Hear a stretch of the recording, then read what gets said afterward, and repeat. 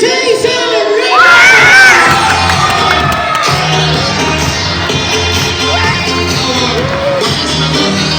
Grand champion! Ready with the receiving attack? What's he doing in the series? 10,000 pesos was blocked and certificate for Mr. Jason Red. Congratulations po sa lahat ng ating mga magicians at sana po ito yung simula ng pagsikat ng magic sa Santa Cruz.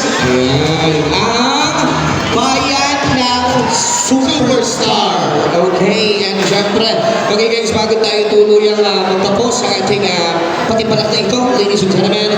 Alright, so I would like to call on yung isa sa ating event organizers, Ayan si Sir. Sir Boo Bonsa, para sa closing remarks.